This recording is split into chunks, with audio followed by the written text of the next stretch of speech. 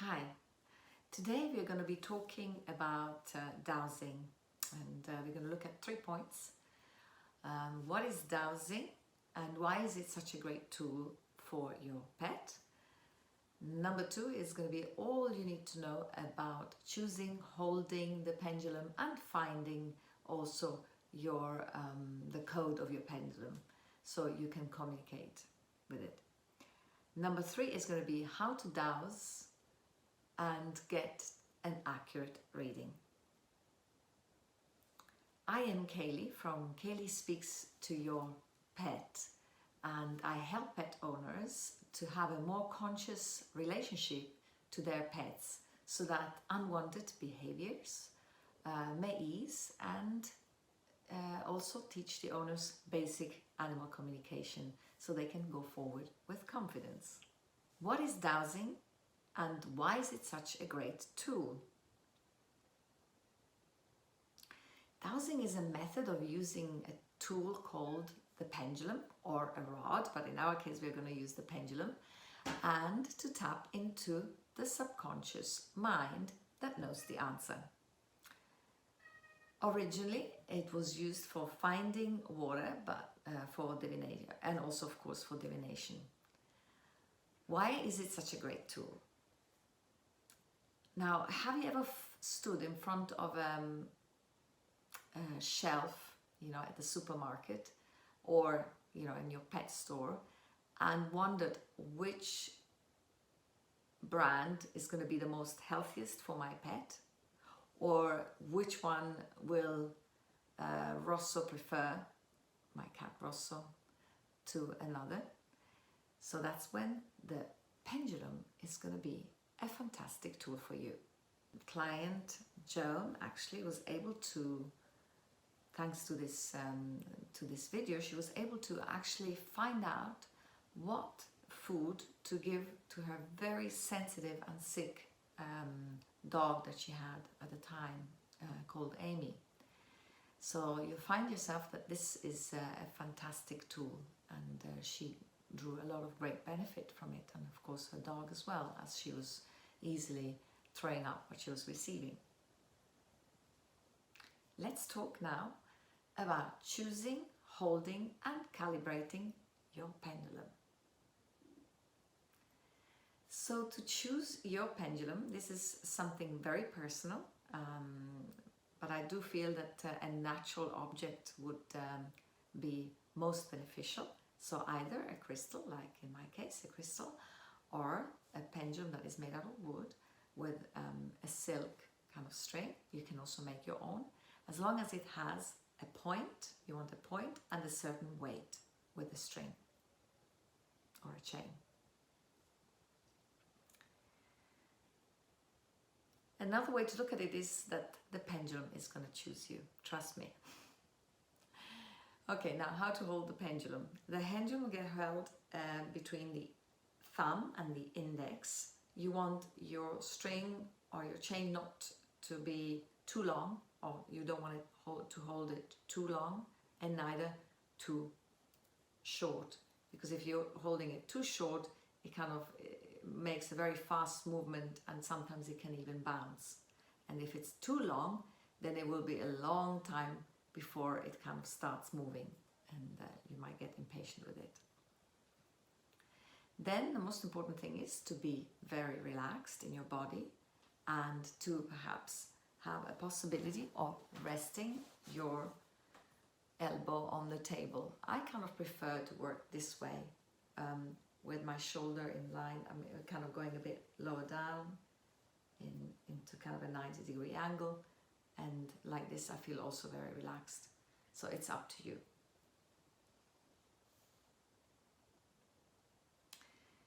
How to calibrate your pendulum. And that means how to find out your yes and no answer. The best way is to ask the pendulum, what is my yes answer? And it will show it to you, trust me. So you watch, put your hand underneath, and you just ask it, show me my yes You can say it out loud or you can say it in your mind. Show me my yes. Show me my yes. Show me my yes. Show me my yes. It's very important to keep the focus on the question. And as you could tell, I was keeping repeating always the same question, either in my head or out loud. This helps that there is no possibility for your mind to come in with another thought, which is very, very important, because it's the focus that makes this a success. By being more focused and very precise with your question, you'll get an answer. Now, show me my no. Show me my no. Show me my no. And that is for me going anti-clockwise. So clockwise for me is a yes, and anti-clockwise is a no. Now for you, it could be also different. It doesn't matter. It's your calibration. So that means by just asking, show me my yes, it will show you how it is. For some people, it goes in like a linear way like this, so away from me as a yes, and a no kind of sideways, and that's also fine. And sometimes it also comes as a mixture of the both circular and linear. So trust that what you're getting is the correct thing for you, and it's always very important anyway to start with any dowsing always with this question, with this calibration. Then you want to clean your pendulum, so like this 3 times. You clear it off of questions that you've asked, and as well to clear your pendulum, you can, if it's a crystal, you can put it under running water, and by clicking it 3 times like this, you say clear, clear crystal, clear, clear, clear, and it's cleared. Well, let's look at the scientific definition. At this point you might be thinking, oh my god, this is all very crazy. Well, actually it is not. Dowsing has been used since the times of the Greek and the Romans, and then on and off, and of course in the 16th century very much used as well for searching water. And of course it also been used for divination, but I do say at this point, keep it to the kind of more health related questions, then you'll have certainly a success as you're trying to help your pet or someone. Now, the scientific definition is an idiomotor movement, which is a muscle movement caused by subconscious movements caused by a mental activity, which makes anything move in the hands. So in simple words said is, as I am asking a question, I tap via my pendulum into my subconscious, and there is a very minute movement kind of that happens, that this object can you know, is like a kind of a relay. It relays it, the impulse is related into my crystal, and that's what makes it kind of move. So there is no hocus pocus or magical kind of thing with it connected. Wow, we've got to the last part, which is the fun part. How to dowse and how to get an accurate reading. So always start with first clearing your pendulum. And how I do it, I just do this movement like that with a hand 3 times. I click on my crystal and just ask it to clear, clear, clear, clear. And now it's set. Now you want to calibrate the pendulum, that is to find again out my yes and my no.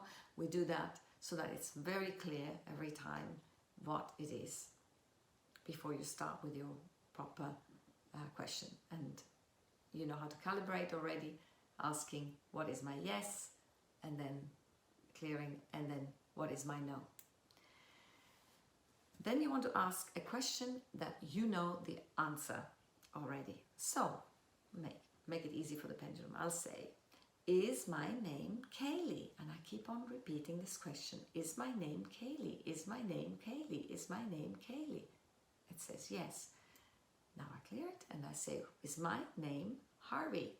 Is my name Harvey? Is my name Harvey? And it says, no, it's not. So of course not, I'm not a boy.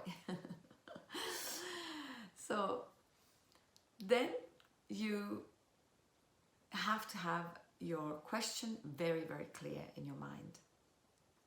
It's maybe best at the beginning to write it down on a piece of paper. So you want formulate your question that it's only going to be a yes or a no answer. And you want it to be very, very precisely formulated and very clear, so that there is no kind of thing of being vague about it. So it's, for example, you want to kind of ask, let me get this tin and ask, is this a good, I don't know if you can see it now, you can see it, is this a healthy pet food for my dog? Is this a healthy pet food for my dog? It says no. Right, so if I would have asked, is this even better question would be, is this a healthy pet food for my dog? That is a much more precise question. You can get now the gist of what I'm talking about. It's not just good, what does good mean, healthy is much more at the thing of what you really want to know. Or you want to ask, is this a pesticide-free dog food? Is this a pesticide-free dog food? It says no. So all in all, this pet food is not good. Pet food is not good. And behold, I know, because I hadn't dowsed it, and I was in a rush, I was in a supermarket, I got this tin for my dog and he wasn't very well afterwards. So actually the pendulum is completely right. It's definitely not a good pet food. Okay, so I've put now 2 different flavors of cat food, and I'd like to know which one that Rosso prefers. So I can do it 2 ways. Now I'm going to be challenging a little bit. The way you learned it, going above each one and asking, is this the flavor that Rosso loves most? Is this the flavor that Rosso loves most? And it says yes. I haven't looked at it, what it is. Is this the flavor that Rosso loves most? It says no. Well, we have got chicken here, and yes, behold, tuna here, and he does love tuna. I hadn't looked at it before, so I didn't know what it was. You can also ask if you have got many products and it's kind of a bit too much going over each one. You can pick up the energy of each product, you go along the line, and then you ask your pendulum, show me in a linear way which of these 2 flavors is his favorite one, Rosso's favorite food. Show me in a linear way. So now you can see it's going to this one, and I can go again above it and say, is this the one that he prefers?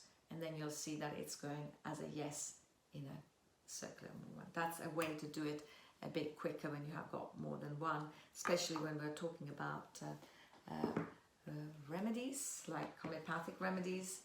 You would like to kind of, you have got kind of a whole list of things. Of course, you can narrow it down because you can look in the book with the ailments that they have, and then take a few out and then go over each one and then ask to show you in a linear way, or then go to each one and show you with a yes or no answer. So this is the way to dowse, which is a very easy way, and how you get an accurate reading is by you being very precise with how you ask your question, and being very focused with your mind, so that you don't allow any other thoughts to come in. And also by writing your question down, that also very much helps. Dowsing is a really fabulous tool to use for the day-to-day life of your pet, and from choosing the healthiest pet food, as you could see, and also the most appropriate kind of Bach flower remedy or your homeopathic remedy. There is many things that, of course, you'll want to know, if your pet is allergic to something or not. And, practice will really make you perfect, like with everything. And you just use it start immediately using it after this video, and have fun with it. Don't be too serious with it, and don't try to use it then only when you have an emergency, because you might be then quite upset. So a certain emotional detachment is very, very important. That's why I always say try to use it first for your animal or for others than yourself. That takes a bit more practice. And if there is an emotional upset in you because your animal has had an accident or something, perhaps ask someone else to dowse it for you rather than you doing it, because it might be more accurate, because it does need you to be a wee bit detached from what the outcome is. Your homeopathic remedy, there is many things that, of course, you'll want to know, if your pet is allergic to something or not. And, practice will really make you perfect, like with everything. And you just use it start immediately using it after this video, and have fun with it. Don't be too serious with it, and don't try to use it then only when you have an emergency, because you might be then quite upset. So a certain emotional detachment is very, very important. That's why I always say try to use it first for your animal or for others than yourself. That takes a bit more practice. And if there is an emotional upset in you because your animal has had an accident or something, perhaps ask someone else to dowse it for you rather than you doing it, because it might be more accurate, because it does need you to be a wee bit detached from what the outcome is.